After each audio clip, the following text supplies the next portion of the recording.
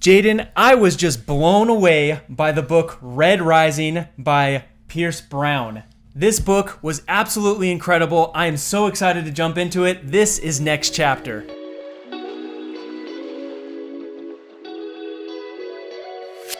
Okay, so let's start this off with a spoiler-free review. If you haven't read Red Rising yet, totally understand that, but this should hopefully get you hyped to read it if it's a book that you're excited about. So spoiler-free for the next few minutes, we want to talk about what we thought about this book, kind of the overall general themes, what you should expect if you want to dive in and read it. Yeah, so for me, this book was amazing. Right on the very front of the cover it says, this is a book that is Katniss Everdeen and Ender and now Darrow. And that is such a great description of this book. It is Hunger Games.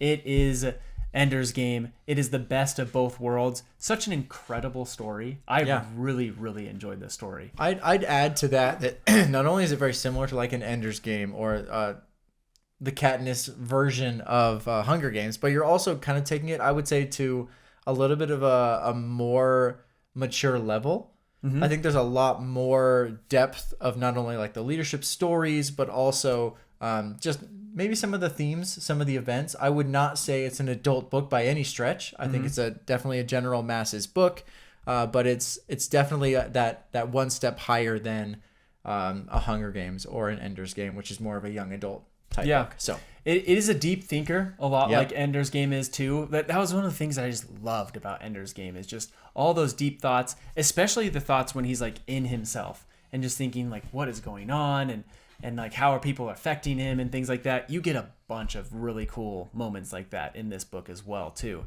It is your dystopian book. I was a little bit hesitant when I was first reading this. I'm like, okay, this is just your classic like dystopian books. There's different classes, yada, yada, yada. It's a futuristic fantasy for sure. Yeah, but it immediately takes a different perspective and turn on that. And it is just a ride through the lots whole of book. Twists and turns. For both of us, we felt super pulled into the story and the plot. Yeah. It's exciting. It's definitely a page turner as far as we were concerned. Could not put this book down. I was listening to it, but, but it was fantastic. I literally finished this book and texted my brother, my dad, my brother-in-law. I'm like, you have to read this book. I just finished it. It is fantastic. And so I feel very, very confident in recommending this book to most people. I've been telling my wife from pretty much the first few chapters of this book, I'm like, okay, you're reading this book next. This is crazy. It is really crazy. It's pretty cool. So hopefully you're hyped for the book. If you haven't read it already, it was pretty fantastic. We're excited for you to read it. And then you'll be able to watch the second half of this video, which is going to be filled with spoilers. So let's jump into our spoiler section. Jaden, what did you think? Give me some spoilerly thoughts right from the beginning of this book. Right from the beginning, I think we talked about kind of whenever you cross military strategy and Roman gods and battles and all this stuff, I'm in. You know I'm in. Oh, yeah. Oh, yeah. So I'm already interested in it. From a spoilery perspective, I think the way that they did some of those twists and turns, I mean, I'm going to call forward to a lot of things, but like when he faced off against Apollo, like a lot of those things that were just like, whoa.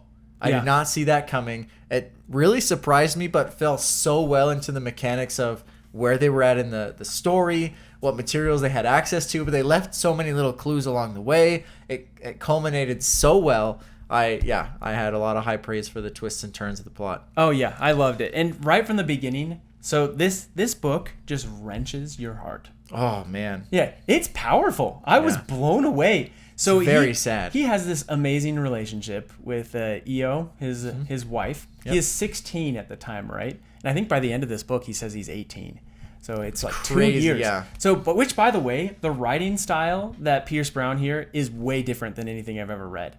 So throughout the book, he is jumping forward through like timelines unlike any other book that I've read. like you got Lord of the Rings where he's spending like minutes on mountains. You got here and like you've got like a sentence for each like month in his life. Like he just breezes past it. And I thought that was really fascinating. His just very, very quick writing style.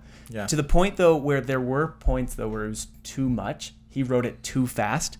And like he just expected you to get it. I don't know if you were the same way, but in this audiobook, I had to skip back so much because I'm like, what in the world did he just say? And that does not make sense to put that together.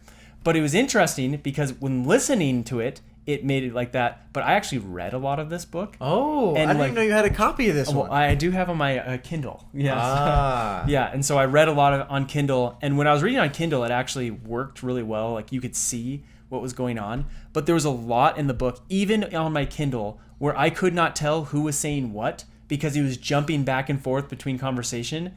And like you couldn't tell, like, wait, is this Darrow saying this now? Is this Cassius saying this? There were lots of. I have a specific moment where that happened. Yeah. I'll bring it up in a second. But did you have it? Did you feel that way at all? I listened to the entire thing, so I didn't have that exact experience. And I'm curious, on the Kindle, did you have to sing the Reaper song to yourself? Luckily, I listened to that part and everything. But wow, we almost lost the mic there. Ooh, this is a dangerous game we play. I know. One of the things that I thought, especially about the, like you mentioned, the writing style. Yep. Was let me give you the example. Oh, real quick yeah, before go you jump ahead, in you have there. it. So that if, for example, here's a weird phrasing in the book that just didn't really go with like what I was expecting. So it's in chapter 35, Oathbreakers. He said, "I cannot be at my house. There's no place for me there. I may have been their leader, and now it's crucial that they know I'm alive." I'm like, where's the jump? Like, I can't go there. I can't see them. Like, and then all of a sudden, and he doesn't say, but now I need them to know I'm alive. He says, and now I need them to know I'm alive. Like, the missing word, like, but, like, was just really throwing me for a loop. Okay. Like, because I'm like, that logic doesn't work with the first half of that sentence. He's like, I can't go there. There's no place for me there. And I used to be their leader. And now they have to know I'm alive. I'm like, that is not like a relationship. That doesn't work. Interesting. And he does that a lot throughout the book, and it was driving me nuts. I did not even notice that. And Yeah. typically, I'm very peculiar about edits and things that I need to change, and if there's ever a weird spelling or grammar thing. So Yeah. odd that I didn't even notice a single one. Yeah, of those. I don't know. For some reason, it made me have to skip back like 100 times in them. You're like, wait. Who's saying this? Why are they saying this? Does this even make any sense? Like, I Yeah. get what he's trying to say, but like again, he's jumping through thoughts really quickly and just moving the story along. But actually, I think is a big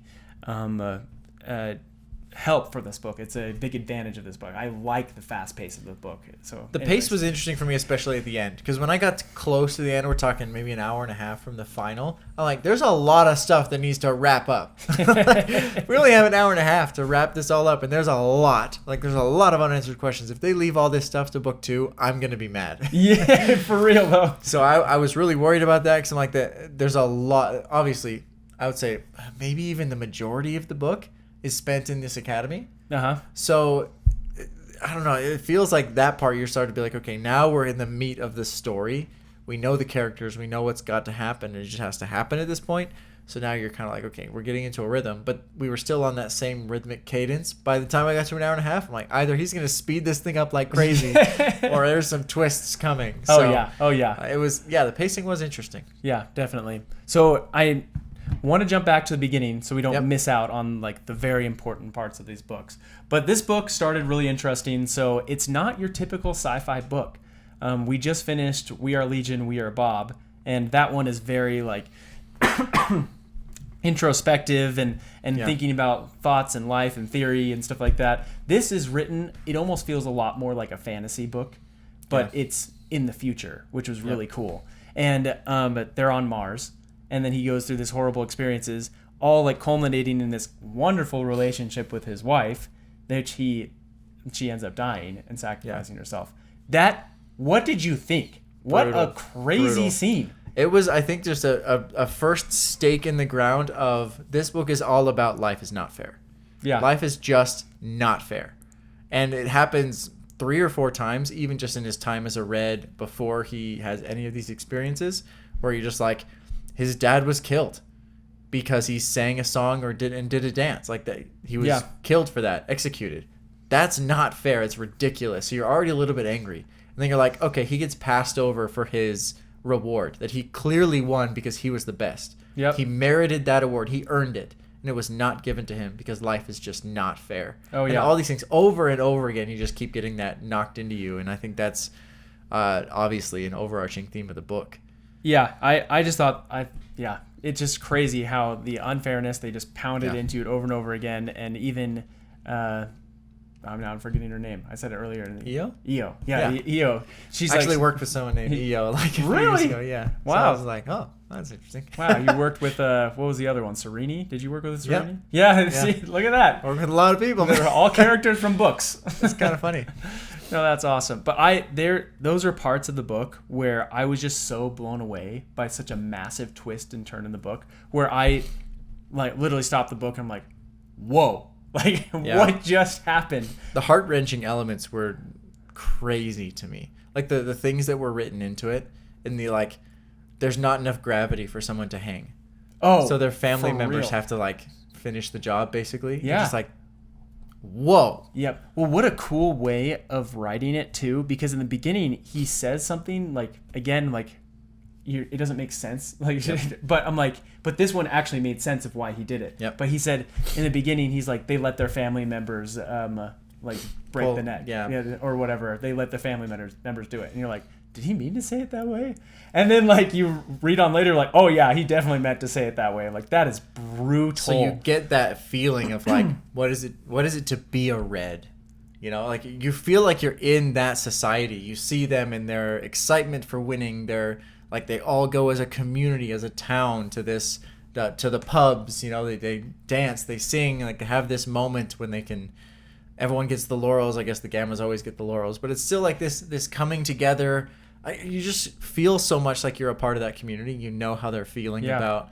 Yeah, they're slighted in this, but they still have their family bonds. They still have this. They still have their lives, and yeah, it's wild. You're like, you're there, and then immediately things change. Oh yeah, and it's cool the way that he writes it too, because you start to feel it coming, because she's talking about rebellion and everything, and then you're like, he's not. yeah, and he's not. He's like, I am not about this, and she's like, you need to man up and like do this, and the whole time, and you're like, oh shoot, like what was the other gift? What was the other gift? And like he hints that it might be something else later. Like he's like, I never found out what it was. I never got to hear those words, but it almost feels like the other gift is like, I'm going to make you the like the hero. I'm going to create a hero because I'm going to be a martyr for you. But the whole time, like you're just seeing it come in slow motion, and at least for me, the whole time I'm like, no, like they're not going to do that, will they? And like I don't know. I don't know if you felt the same way. With Definitely, that was painful for sure. But I liked the concept of like conflicting heroes here, because you think in two different ways, right? You have Darrow, whose mom doesn't have a husband anymore and just has Darrow and I think his brother, and you're like, this family needs him, and he's doing what he needs to do. Like he's groveling to the soldiers because he wants to stay alive, wants to keep his job, he wants to stay at home with his family. Like, don't mess that up. Like, don't screw it up just because you have visions of grandeur. Yep. Like, live your life in the scope that you have. Be good to the people you're next to, and make it through. Where you have Io on the other side, who's like a hero in the sense of, I can make a change in the world. I can change things. I can do better. I'm built for bigger things. And you're like, I mean, who's right in that situation? Is it right of them, right of Io to say, I'm going to be a martyr and leave the love of my life? Yeah. Or is it right of him to say, I want to stay with my family? Well, Io is saying, is like, what is this life? To be able to raise my family in this? Like, when all of this is available, because especially once she finds the open air and the trees and the grass and everything, and she's like, this isn't right. Like, this is not living. And you think back, though, there's plenty of callbacks from Darrow later on thinking, man, I had it good. Yeah, for real. And she even brings up a really interesting topic of, she's saying like, yes, it's worth it to spill blood now for the freedom later. But can you imagine though, like we always think that about in history, like, wow, these people gave their lives for us to have this sort of freedom, but they like, you never really think about it like in your own respect. You're like, man, could I do that? To sacrifice for future generations? Yeah, maybe not even your family, for other families. Like that takes a massive level of selflessness. Incredible bravery. Yeah. Then she ends it with the powerful song in there. The Reaper's Song. That is, whew, that's powerful. I mean, it's not quite as melodic as I had hoped that it would be. The guy reading it, I'm like, I don't know if the notes are supposed to be read like that, but who knows though? But they kept that theme going. They did it better in the end of the book though. They had a little song. Better still. I feel like the melody is just weird to me, but it's also like it's one of those like a dirge almost. But it's like different type of song. Dirge? Yeah, it's Enlighten me. it's like a short song you would sing almost like at a sad moment or a funeral. Or Oh something yeah, like yeah. that. Well, it's interesting with songs like that, and I kind of liked the way that they did it. Is that they had the notes kind of are off-putting, and so like it just Very kinda, minor key. Yeah. Yeah, I love that when they do that, and it's very on purpose. So, Oh yeah, that's the point of that music. But I thought that was interesting. I think the song and the dance didn't quite get resolved very well in the book. Oh yeah. To me, at least. Maybe I missed something, but Wait, what I'm do you hoping mean by later that? why? Why is it so illegal? Yeah, I don't know. Okay, I was so trying I to pick didn't that miss out something too. obvious. No, I was trying to pick that out too. It's just like, so is there a specific reason of like why would this cause rebellion? Like this doesn't sound like a song like raise the pitchforks and like overthrow everything. But yeah, it was more in the end. Just seemed like it was just Eo's sacrifice of someone who was just like innocent, beautiful, and that is just murdered for nothing. Brutal. Which is crazy. So, but then he goes through the transformation. The carving. Okay, what an interesting scene. First of all, before we get into the carving, I don't know why I was not understanding the wings part of the book. Like, so they put like actual wings on him, and like everyone has like wings these days too. And I think the wings are part of their mark on their hands. I thought it was on their backs. It's and kinda like confusing. someone talks about like giving him a feather from one too. From her wings. She had wings. Not Eo. Was she a pixie? No, she wasn't a pink. I think she might have been just a pixie. But she was a creation. No, I think a of the pixie is carver. a wimpy gold. Yeah. No, I don't think she was that. I think she was a pink. Okay, but anyway, Yeah. she was a creation of this carver. Yeah. And she had wings. Yeah. And I thought they gave him golden wings. No, they would have mentioned more about the wings later. I am like pretty positive they gave him You think they golden all wings. roll up with wings? They just have wings? Everyone has wings? I think they do. I kind of thought that it was like a symbol of like their like, status. I don't know though. I could be wrong. Maybe. Someone's going to have to let me know because in my mind, I immediately discarded that. I'm like, there's no way they have wings. They're not rolling around in wings.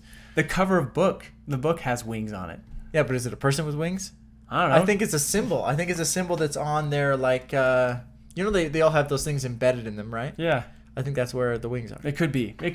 I don't know. Let us know in the comments. I'm very fascinated. That would be wild. Yeah. They would have mentioned that at some point anywhere. That is the one hard thing about having a Kindle is that you can't just flip through. Like I have to like click and load every single page. like I know it's in here. Like it's like not easy to thumb through. That is a good point. You can't thumb through it. No, you can't do that. But yeah, the carving scene though, fascinating. Crazy. Yeah. So I love how they go into a bunch of detail of how excruciating it is to go through. Like they have to break his bones and like do all sorts of skin grafts. And you also realize that he's not only just called a red, I think he's like literally like red. Like his skin is red. And the gold skin is literally gold. And then their eyes are gold. And their eyes are red. He even says it in there. He mentions the eyes. The eyes Does are he red. mention the skin, though? I don't think so. I think they said that the skin has like a tinge of red to it. And the skin is definitely gold for the golds.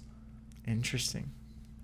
I know there's I must have missed a lot of the detail there. I know. My mental picture is slightly different. I know their eyes are gold for sure. Yeah, and their hair. Yep. So I don't know. I'm the time going to get destroyed by the commenters Half the today. time Like, I was looking at this carving scene and I was just like, that's not how that works. But I was also like, there's an element of this is super far in the future. You don't really know how things work. 700 years in the future. I'm like, your body knows how to repair itself. So the biggest question I had in my mind that I also realized that they're in the future and things change. The biggest question I had was, he's going to get injured sometime in the future. It's going to happen. Yeah, well, he has in the book. I'm saying in that carving scene, I was like, he's gonna get injured. Something's gonna happen. He's gonna break an arm, or he's gonna lose a tooth, or whatever. Your body knows how to repair itself inherently, but is he gonna repair himself as a gold or as a red? I know. With old materials, because he said like I'm reinforcing your bones, and he like all these things. But is he strengthening the bone, or is he putting like grafts on it? Like what is he doing? I had to let it go eventually. Yeah. I was thinking about that too, but I was also kind of wondering if. So this kind of goes into theories of in the future of what's going to happen. I kind of wonder if we'll find out that the golds and everyone were all originally like Earthlings and everything, which I think they kind of insinuate that they are.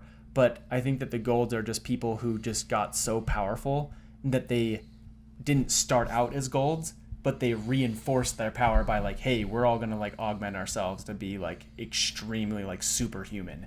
And I think that makes sense, almost like a hubris type thing, because they talk about how Luna became so powerful as a port to space. Yeah. That, like, everyone on Luna was just immensely more wealthy, more powerful than everyone else. Yeah. I think that just kind of begets the element of like, we're just going to make ourselves physically better too. Yeah. So we have so much gold, we're going to put it in our eyes. Oh yeah, for real though. That's kind of wondering about that too. And so is Luna? That's the moon, Yeah. Earth's moon. Okay, Yes. that's what I was assuming That's the whole Earth's time. moon, which is like a big spaceport. Okay, cool. That's what I was assuming too. Crazy, we're kind of like heading that direction right now, but Well, that part of it is not wrong, because you think about the necessary energy to leave Earth's atmosphere compared to the moon's is insane. oh yeah, yeah. So yeah, like it's a big difference. It's cool. It's cool. Yeah. So, but it is interesting though, because they also do this just to enhance themselves. They have carvers who are specifically always enhancing people. So for me, it actually makes sense. Like, yes, I do take an element of like, it's just the future. Like people who are like, I'm not surprised that that's in the people are future. doing hair transplants like these days, trying to Oh, get yeah. hair back, and like that's not. I mean, I could see it. Like I could see that Oh, getting to a yeah. point where you're teaching your body how to regrow that stuff. Well, you think about like all the technology that exists now. You know, people are gonna have like bionic eyes soon.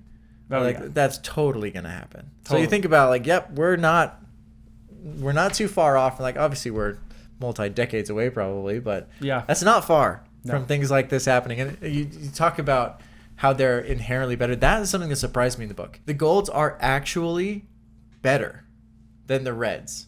Like as far as like physically, yeah, yes. they are just better. If you had both of them in a room, one would be significantly overpowered. Yeah. Like hugely so. Which was so They're surprising. taller, they're stronger, they're faster, they're smarter. Every element that you can think of is just objectively better. Yeah. And that's like, wow, no wonder that they see themselves as like, yeah, we're just better than every other color, because we're better, we're faster, we're stronger. Like that, those physical characteristics are things that we don't have really in today's world. I mean, there's certain elements of, yeah, like there's if you're athletes. especially tall or you're especially strong, like you kind of set yourself apart. But that class level, like actual demographic is crazy. So it was like an interesting concept. It wasn't something I expected at the beginning, because it seemed like the Reds were a little bit more, we're just dejected out of society because we just drew the short straw and we were, born to the wrong house in the wrong place. But it actually seems like there's genetic differences now too. Oh yeah, which totally blew me away, because that is unlike any other book that you read. Yep. Because every other book that you read, you come up and you're like, oh, we found out they're just the same as us, and like they're just like high and mighty or whatever. Yep. But like you said, they're literally stronger and Yeah. better. The other thing that kind of blew me away in his transition is that he like is going through all sorts of just struggles and pains and like thoughts on like, what am I doing? Like, this is not even going to work. This is awful. And he's like going, it's just cool the way that he writes mental distress. Yeah. Because you feel it as you're reading it. Because he goes back and forth like, this is amazing. This is awful. What about EO? Like, I think I'm okay. And like, but the way he writes again is just so fast paced. You're just reading it like His just, brain's being rewired at this time. yeah. Yeah. Oh, just cool. Very, very cool. And he trains and he learns. Like, that was condensed dramatically, but it's like months. Yeah. Where he's going through this healing process, but he's also training. He's trying to learn all these skills that he should know, that he doesn't necessarily know because he didn't grow up that way. Like, he grew up Yeah. in the mines. So Except I love that for- he kept some skills. Oh yeah. Like the dexterity Yes. and the strong grip. He's like, yeah, that's forever. Yep, and his mental ability too. Like, he eats the card in the test. He's Yeah, like, yeah, yeah. they're both. What do they call them? Crane. What was the crane? I don't know. What the bad one was? Reapers or scythes or whatever. But yeah, he's like, they're both gonna be it. So I'm gonna eat one and then And look at it, eat it, like, look, the other one's that. So I clearly had the lamb. Just, Yeah. looks so tasty. What it was just cool, and it reminds me. So this book really, really reminded me of Ender's Game, and Yeah. it had a bunch of Ender's Game vibe. and obviously Hunger Games And vibes. Hunger Games. Yeah, and it says it straight on the cover of the book, like Ender's Game and it says I think it says Ender, Katniss, and now Darrow. Yeah. And which is so fitting. But I just loved that because I need more Ender's Game type books in my life, and this book And a well-written, totally gave that for me. a little bit slightly higher book than like a young adult version. Oh yeah, I think it's great. It It's was cool. it was awesome, and what I love about that is the genius of people like Ender and Darrow. Like Darrow is just so smart, Cunning. Yeah, It's cool. It's cool. It just makes you want to be smarter. I love reading books about super smart people because it makes you want Especially to be smart. gifted. Yeah, you're just like, yeah, he stood apart. You Yeah, know? It's like, different. Yeah. It's like not that I feel like that way about myself, but it makes me like want to aspire to be like that. I'm like, yeah, what can I do to be awesome? Hey, it's pretty awesome. I know. I loved the Hunger Games version of it because they just brought in so many things that I already like. Yeah, for real. Well, like, and what were you gonna say about it? Like, so I guess before they got there though, is they have. I thought they were gonna go all Harry Potter on us, to be honest. The sorting houses. They were yeah. getting sorted into houses. But nope, it's an NBA draft. For real though, they called it a draft the whole time, and I'm Yeah. like, oh, this. By the end of the book, I'm like, that really was a draft. And they're like, yeah, I hope he's still there next round. I'm like, it's a multi-round draft. That's how it goes. It's probably televised. yeah, that was nuts. Yeah. All based on their scores and everything. But then it goes immediately not Harry Potter by like the dark vibe of like, okay, we're culling half of you. Like, done. That part was crazy. The passage. Oh, can you imagine, dude? Yeah. What do you do? I thought, so my first thought when I got into that part, I was like, okay, it's a test because they just want to see who of them is like just going to immediately revert to an animal and just try and kill the other person. But then they're going to end it, and be like, okay, you're out because you were crazy. Yeah. But no, they're like, no, that's it. No, that's we're how doing it goes. this. Because it's such a cliche, like you throw one knife into the room, like one of you survives. They throw like one whatever into the room. Yeah. Like it feels like it's been played out so many times. You almost feel like it's a twist. Yep. But no, it was straight up. That's The book did this so many times at making you think like, oh, it can't be that brutal as what they're saying. And then every single time they're like, yeah, it is that brutal. And it's sometimes worse. Like these guys just are, it's a very interesting take, right? Because their whole perspective was, we cannot go soft. It's a big thing in societies that like the bigger a society gets, the longer it's around, the more soft the society very gets. very interesting thing that the Golds have in mind. Yeah. Like, that was one of the, I think, coolest parts. They're like, we are very aware. I feel like every time history goes through this, they all repeat the same cycle and like are oblivious to it. Yep. But I think they're very aware, like, this is where we're heading. Yep. Every single dominion, every single empire before us has fallen to this. Yep. They just get too proud of themselves and they end up getting overthrown. Yeah. That will not happen to us. Like, Yeah. I don't know if there's ever been a society that's been so focused on that. Oh, it was crazy. I also kind of thought that was hilarious, all the notes about like, oh, remember America? You're like, They threw us in there with the Romans and yeah, they did. We are a superpower, but it's also like you see some of the things they're mentioning, you're just like, ooh. Yep. Yep. But it is crazy though, because you see it already backfiring on them. So yes, they're trying to make a society that's not soft by like making them like super tried and everything and going through hardships, but making them too hard is creating people and societies like Darrow's who are going to rise up, as he's trying to do right now, and overthrow it because they're oppressed. And oppressed people in a society does not let us make a society live either. I agree. It's the opposite direction. It's interesting that they are so anti-democracy in the book. Like the societal structure, not that the book is anti-democracy, but yeah, of course. The structure of society is very focused on how can we be smart about authoritarian rule, right? Like the class-based rule. And that, honestly, you see some of the things they're doing, and they're like, you know what? Making sure that an entire society stays 1,000 miles below the surface of the earth, and that they're constantly thinking about obedience, and that they're paving the way for, so they have a vision, they have a mission, and you give that to them, and you let them compete for these little prizes.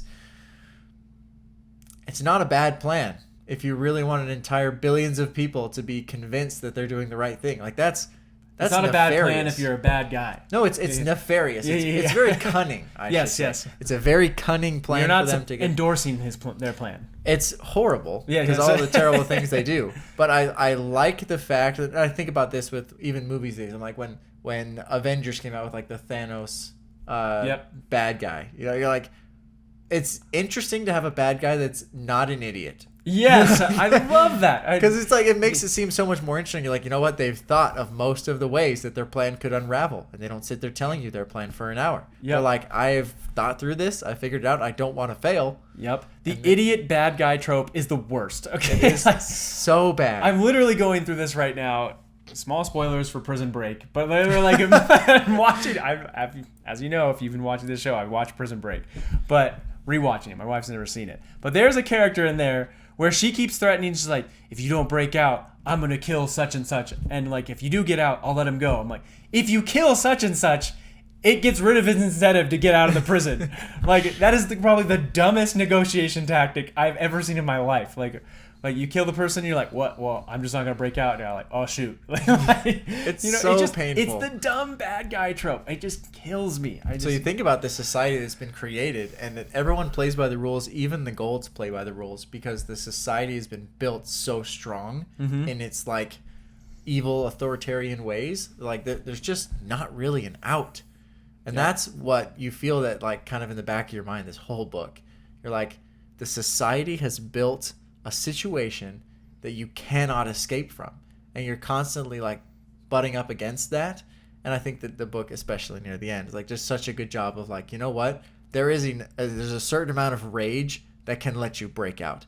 Rage matched with an intellect that he had was just the right recipe at just the right time. Oh, fascinating. Yeah, I love it. So I want to go back to what you were saying. So you loved the Hunger Games vibe of it. And so where were you going with that? Okay, so he talks about Sun Tzu and all these things.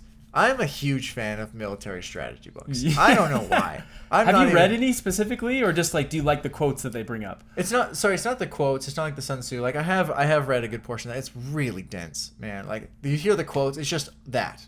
Yeah. The whole book, and it's hard to read through. Any books that you've read in particular? But I'm saying the books that utilize it, I think any book that has war in it usually will have some element of like strategy. Like, what do you do? You know, in this situation. Even Mistborn and okay, so just all the books that you've read that have military aspects. Yes. So any sort of military aspect, I'm always like, okay, what would I do in this situation? Because it's just fun. Like if I was the general of this army, what would I do? And you think about, he gets put in a lot of different situations, and it was very fun to be like, okay, how do you make this work? What do you do when, you know, something else is going to happen, or they have a castle and you don't, or they have all of the resources and you don't? Like you need people, and you need the best people, because your small force of elites can go up against a massive force of slaves. Like that is a fair fight. And all those things are very interesting to me. So I love that whole part. I love that. And the whole added element to it, too, because they call it just like a big game of capture the flag at the beginning. Yeah. And they're like, we're going to school. And like, really, the school is just them being in this like huge experiment, basically. Yeah. That's all school was. Like, there's no lessons at all. Yeah. I know. Like, you could learn any lesson that you want from anyone else in the world, because like we have all sorts of people who will work for you in the future. And like, you can just ask them, and you don't need to know all this stuff, and you're smart enough. But they're like, you will learn lessons here that you can't anywhere else, which is just very fascinating idea. But the craziest thing for me, again, it was just the extreme nature of it. The proctors, again, do not care if they say that they care when people die, and they try to prevent it, but people still die. They do save some people. They're like, we don't want to kill everyone. Like, well, they only save the people they like. Everyone else can be brutally murdered. I know, it's crazy. Or if they're not there fast enough. Yeah, it's crazy. Because they're turning blind eyes. If they were actively watching, it would be so much different.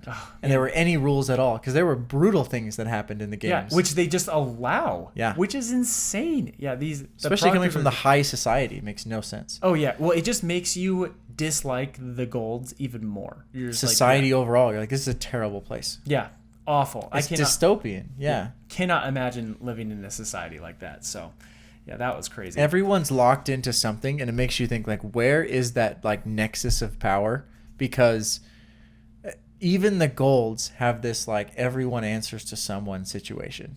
Like everyone's family is beholden to someone for their reputation, for their goods, for their trade, or something like that. And then everyone below the gold is beholden to the group directly above them. It's like everyone is a slave in this society to something, whether that's a set of ridiculous rules for the golds that they have to abide by, or this game that they play, or just living as a red. You know, all of it is just a prison. And they're like, yeah, society's functioning great. It's smooth, you know, but someone is pulling the strings. Like there is a nexus of power somewhere. Yeah, yeah. And they like to make it seem like it's like, oh, it's just all based on merit. But as you see it's clearly not. Life is not fair. There's the line again. It's just constant throughout the book. Yeah, especially when you start seeing the whole thing with the jackal and just how everything's stacked with him. Yeah. But yeah, that was crazy. I don't know. So the other thing I was going to say, I don't know what you want to get into next with that. I guess the one I want to talk about first is Cassius and how he ended up killing. So Darrow was set up with Julian and had to kill Julian. You know that was intentional. Oh, yeah. Which is just insane. What a crazy moment. And then he has to deal with that. He's like sad about it. He likes Cassius. He wants to hang out. He liked Julian. He was the only one who was nice to the low drafts. Yeah. And then Cassius never will forgive Darrow over it, which is crazy because I'm trying to think about this. I'm like, would I feel this same way? I think I would. I would be able to forgive someone who killed a brother of mine, but can you imagine how awful you would feel about that person forever, even if they had to do it? So you can't blame Cassius, but then you also have to know they had to do it. It's just you almost have to blame the system more than the person. I think you definitely need to blame the system. I think there is also an element of stabbing him through the gut that has to have been a little cathartic. Yeah. But you also he knew going in what happened. You know as a gold that not many people survive. You have to know that they go to school, more than half of these people die. Yeah, that's what I was kind of. It's got to be common knowledge. Do people not know that? So I wonder if that's how they PR that. But he has to know that there's a mortality rate at this school. So even if it's you and your brother going into the same year, I feel like in the back of his head he should be not that surprised at the mortality of close friends and allies and even family members, because of that's what to expect from the gold school. It's a terrible place. I don't know. It did seem a little bit odd that he couldn't come to some sort of alliance. Maybe not necessarily, hey, we're friends now, but at least an element of, I recognize the value, the power that you have. Yeah, and Darrow thought he was going to at the end, right? He so comes did up we all. Yeah, I was thinking, I'm okay, this is it. And then he's gone. Just so angry. And you just see the book set up at the end perfectly to where Cassius is going to be a mortal enemy for I don't know, books to come, right? They just set this up it's not a Darth Vader moment, but it's someone that you've known and liked become a villain. Yeah, which is very cool. We liked him, but we also recognize as his character develops how much pride is an element of who he is. Mm-hmm. That is a big part of him, Cassius, right? Yeah. I wonder if there's an element of he was given the Primus lead of all of Mars and failed. Yeah. I wonder if that's not just the fact that his brother was killed, but also this guy that killed your brother is objectively better at this than you. That has got to hurt too. Oh, yeah. Especially for someone as prideful as Cassius. Yeah, I could see it. Yeah, Cassius is it's competitive. Yeah, competitive. As all golds seem to be, but it's surprising how quickly they turn into their innermost caste system during the game. Because there are some people that are never have a lick of leadership. They're just tell me where to go. I'm just here to survive. I know, right? Right from the beginning. Which Severo's a little bit like that, right? Yeah. He's he just likes. He's I've always been an outsider. I'm not here to lead people. Which I don't even like you people. How can you not like Severo by the end of this book? Everybody likes Severo. He's the coolest. And I love that. Crazy that his dad is a proctor. The proctor of Mars, the whole time. Crazy. It's pretty just wild. A cool moment. It must have been interesting that he was allowed to draft his son. Yeah. And that he not only did he draft his son, but his son got put with one of the most impressive recruits. Yeah, his son was one of the last drafts. Was it Prim? I can't remember the name, but it was one of the. It was someone they were expecting to win. Yeah, they were like, oh yeah, for sure, he had the highest marks. He was the son of whoever, and yeah, Severo killed him. You're just like, man. Yeah, that's crazy. I just love how Severo's crazy. But he's wild. Loves the wolves, the cowling and stuff. But he also is the special ops of Darrow's team. I just love how we sent out Severo's guys and the Howlers. I'm like, oh, they even got man. a name. It's so cool, dude. It's great. The way the society forms is another one of those things for me that is interesting because everyone's been in a group project where you have that awkward moment of who's going to lead this group? Yeah. Someone's got to lead this group. Yeah. And I mean, there's been seminars and things that I enjoy watching these sometimes because you get to see how people interact with each other. Who comes out to be like, okay, I have a plan. Let's do this. Just jump straight into it. Yep. And the people that come to it more on long lines of, I kind of want to be, yeah, connected to people. I want to know people. I want to be that kind of leader. Well, how much more awkward does it make it that they're all A-type personality? Yep. How you have to literally be a leader of leaders, and the way to do that is, who knows? Darrow had a hard time figuring out how to do it. The book does a great job of explaining kind of what makes the difference. Yeah. In a situation like that, and no one in that group is going to give inherent respect to anyone that hasn't earned it. Well, they all tried to do it the Dune way at first, right? We're saying we're gonna see whoever's the strongest and who we're gonna fight and everything like that. But then love the way that Darrow takes advantage of it and finally figures it out, right? And he has this really cool quote. I love that quote. So, I mean, I don't have it written down, and I probably should have, but it's something along the lines of, you don't, he goes, he's talking to the whole crowd, when he's really uniting the group to be, his team. And he's saying, you don't follow me because I'm the strongest, Pax is the strongest. You don't follow me because I'm the smartest, Mustang is the smartest. Yep. You follow me because you don't know where you're going, and I do. Oh, yes. And I'm like, that's so cool. That's pretty darn cool. He's like, I have gotten to this point because I know where I'm going. He is so driven. He's driven by rage. Yes, that's true. But at least he's driven. He's going in a direction. He's like, if you don't have a direction, I have one. And you can jump on and we're going this direction. Oh, yeah. That's cool. And yes, it may be by rage, but it is cool to see him transition to see these golds from monsters to friends with a lot of these.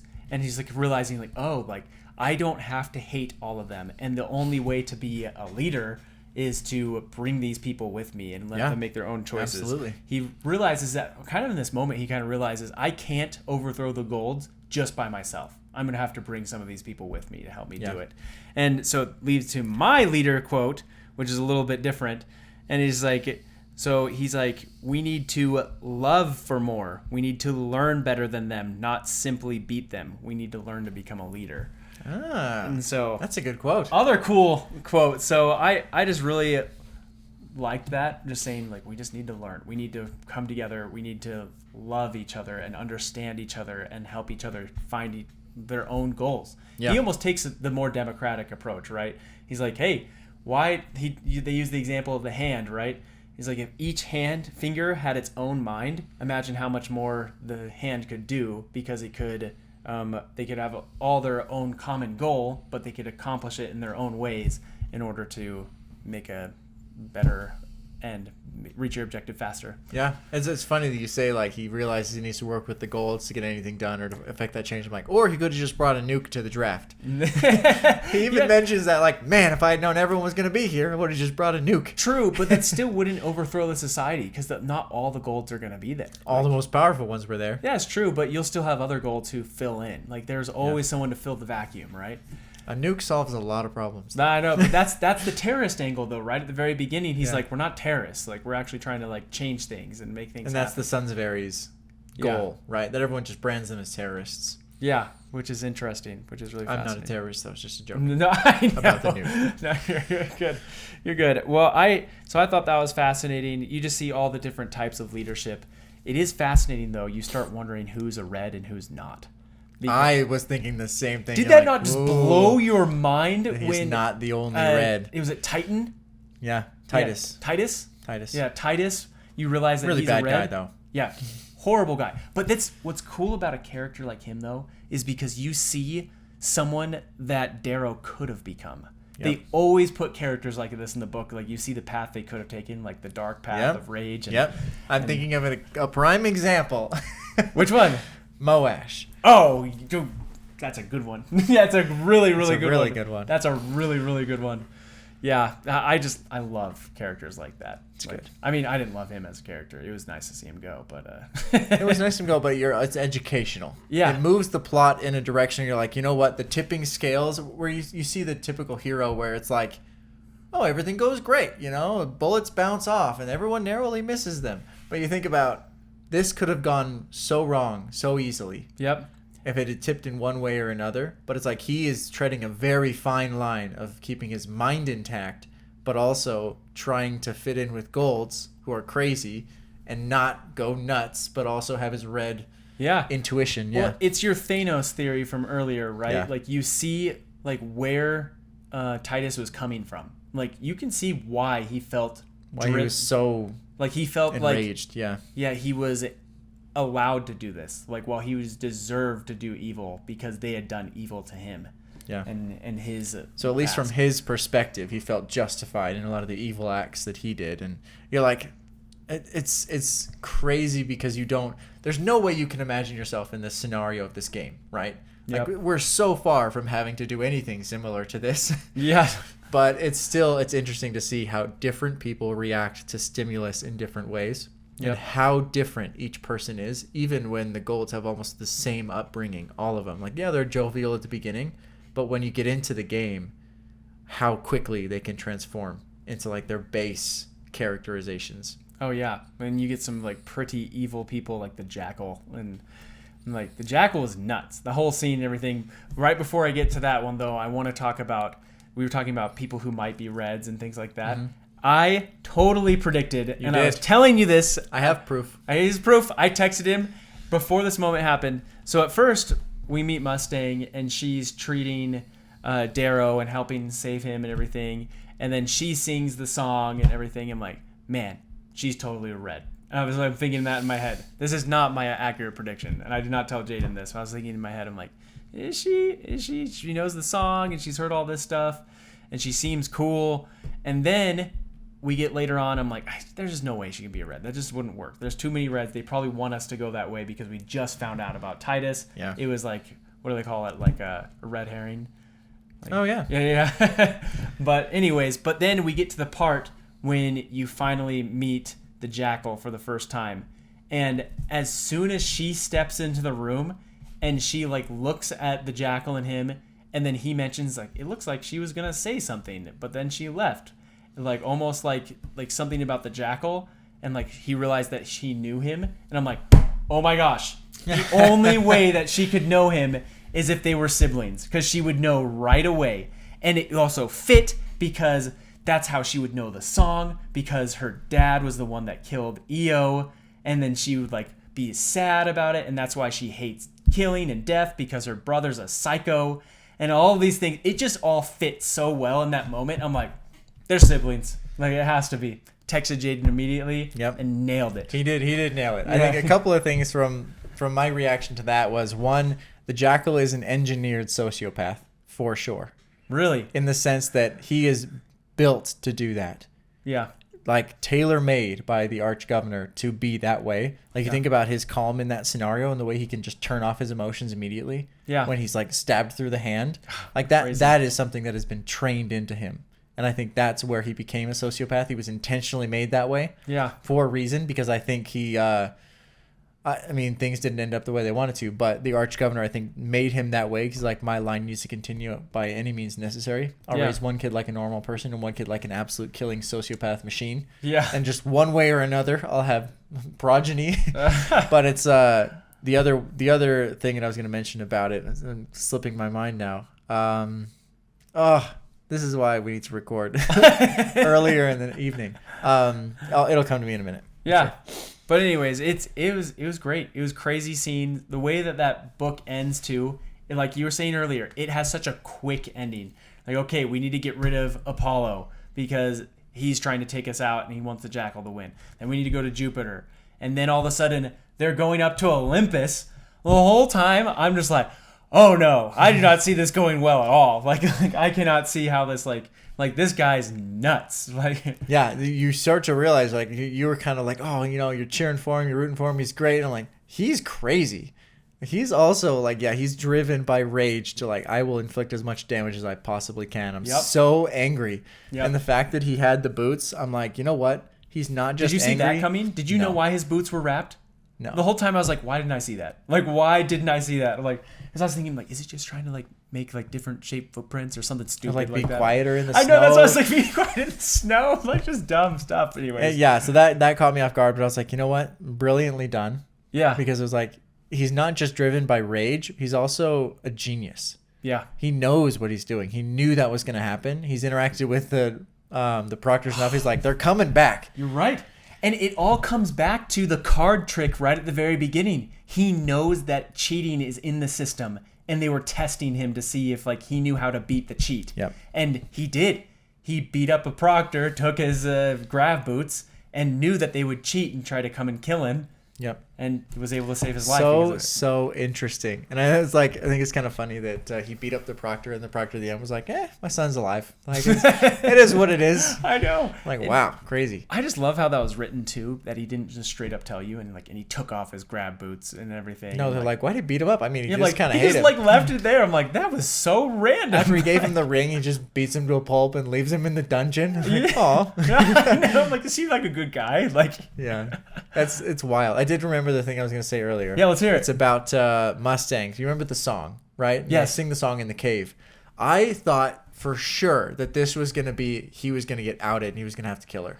Oh man. Because she's like, I can never remember the words, and then he sings the whole song. Yeah, I know. And I'm like, there's no way they played the whole song on the HC.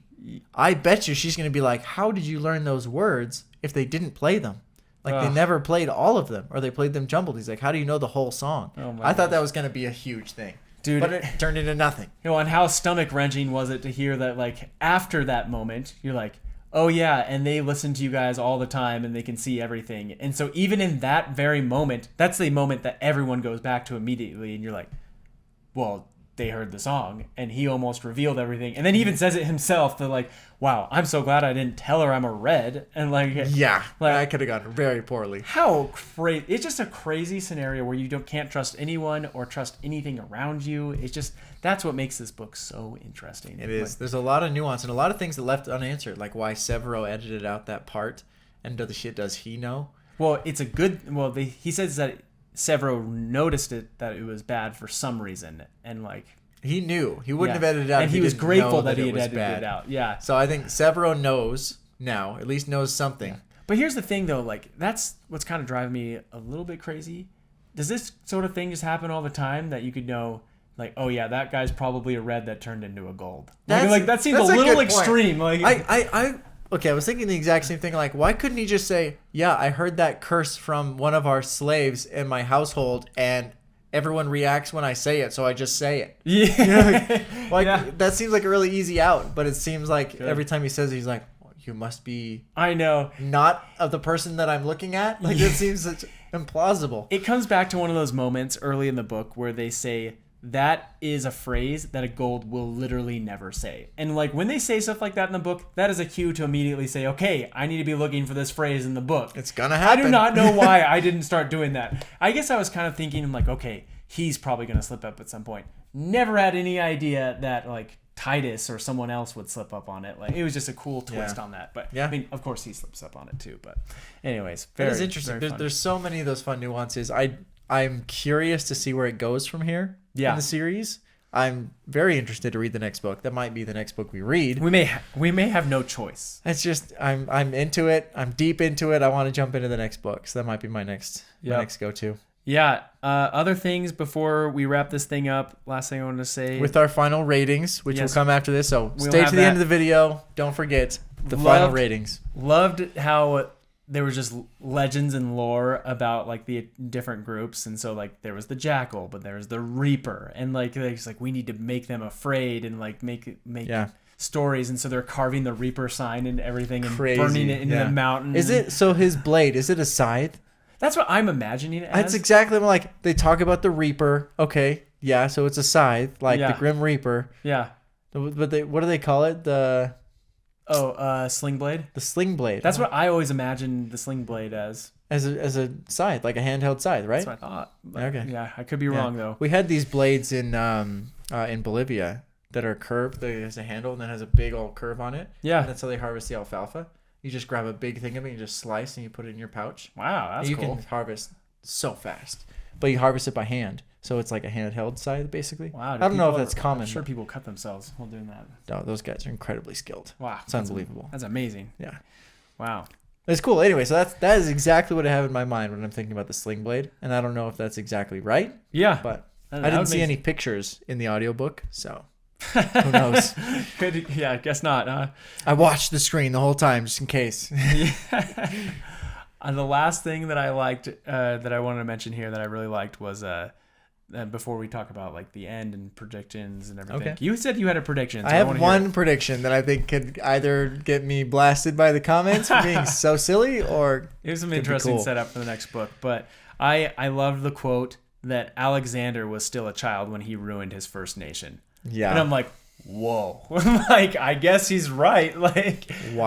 Wild. And so he's just not afraid to take on the proctors himself from that moment on. That's insane. Yeah, I'm like, wow. Can you imagine the type of confidence that you'd have to have in yourself to like think like that? You're Well, like, multiple times they say your limit is high, but it's not as high as you think it is. Like multiple people say that to him, and he's like, I have no limit. yep. Like I can take on this entire society, and that's exactly what I intend to do. Yeah. It's intense. It's Yeah. motivational. Yeah, it is motivational. That's why I love that kind of thing in books. Yeah. It was also nice. Like this book was darker than some of the books I've read. Yeah. But you had someone to root for, which is again, I need someone to root for, someone that I like. In A the powerful underdog. yeah, powerful. Can't beat underdog that is great. combination. It doesn't have to be an underdog, but just someone that you can like. Like Darrow's seems like a good guy so far. Mm-hmm. Who knows? Maybe this turns into a villain story. But going into like what's going to happen in the future, I don't have many predictions, but I am just so excited to see this ride out. I want to see him leading starships. I want to see him leading rebellion. There are 6 books out so far, or there's going to be a 6th book coming out soon. Like that's a story that like I want to see finished. And there's so much they can do. I love that they have a lot of content you can get into, especially because you're so invested in it now. It's hard to just read a single book that ends like this. Yeah. So yeah, there's plenty to go. Yeah. I love that. So let's hear it. What's your thought? So this would be crazy if it was to happen, but I have some reasons for believing it. Yeah. Okay, my crazy prediction is that the arch governor is Ares. That is a very crazy prediction. The reason I think it's crazy is because one of the things that they harp on quite a lot throughout the book is that the Golds are intentionally trying to make themselves more powerful and to avoid slip-ups. And they know that in a society like the one they've built, rebellion will always happen. The best way to control a rebellion is to start it yourself and be aware of all the players, Interesting. to control it, to know everyone involved, and to just manipulate it however you need to. And him being able to control and now getting, I don't think call it like an internship, honestly, but the apprenticeship. But now he has the most powerful red turned gold as his apprentice. He's pulling a lot more strings than I think we realize. Interesting. And I think that's a very interesting connection because you don't ever figure out who Ares is. So It's that's not my a bad crazy idea. prediction. I could see it potentially happening. I give would be it a cool like twist. a 5% chance, but would be a wild twist that I'd be all in for. That would be wild. I'm so excited to see where this goes. I was wondering if the next books would be titled. So they talk about how there's 3 different stages of societies. I can't remember what it was. Maybe it was like started rebellion, there's ascension, and then the last one is like Decadence. Yeah. And I'm like, wouldn't that be cool if like the first books were like called those That things? exact phrase. Yeah. Or like at least not even that phrase. Like you could at least have that kind of pattern going on. Yeah, maybe. Because like this first one, like was Red Rising. So I think actually the first one was Rising, Yeah. and then Ascension. Or no, maybe I don't know. But I was fun reading it and thinking like, okay, we're definitely going to see like this kind of pattern in the book at some point. I felt like that was foreshadowing. That would be cool. Yeah. Yeah. That could definitely have probably more likely than my theory. Yeah, mine wasn't really like anything grand or anything. I should. But it makes sense. Yeah. Cool. So that means it is time for our final ratings of Red Rising, the first book in the Red Rising saga series, something like that. Let's do it. Do you want to go first? Sure. So my ratings, again, recently have changed. So I am moving away from decimal points. I'm trying to do full numbers. That means that you're going to get some more extreme answers than you would have gotten from before. Ah, okay. So this book also kind of goes back to like Goodreads. We harp on it all the time. Ugh. My biggest problem with it is that you can't do a half star. But if you could do a half star, I would be okay with the 5-star system. And so this book for me is a 10 or the equivalent of a 5-star book. Oh. So this was an incredible book for me. It was such a fun book. It was giving me my itch that I've had ever since I've read Ender's Game. I've wanted another book that gave me more. And so this book gave me more Ender's Game. And I just loved it. I love the leadership. I love what you learn about humanity. I love like all of that stuff. I'd say like anything that would potentially bring it down, like it's a little bit like mature of a book here and there. It's a little bit harder to recommend this book to people because of that. But still, I just think the book was very well written in style, in pace, in story. That for me, this gets me on the 10 list. And That's a short list. It's really good. Wow. That's high. Yeah. But I actually had this very high as well. I gave this a 9.8.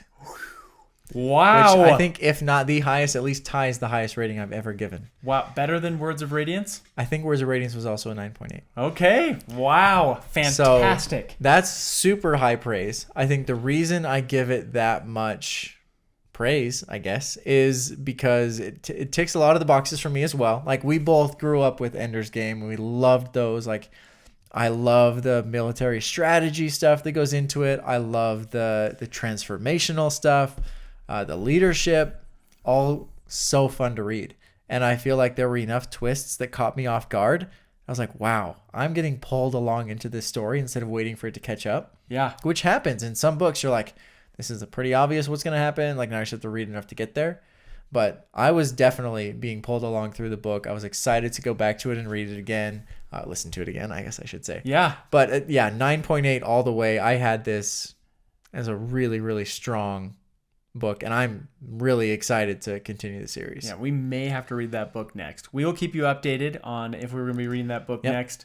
But I do want to agree with you just real quickly is that it was a book that it was just so nice to have a book that I could not wait to get back to. Yeah.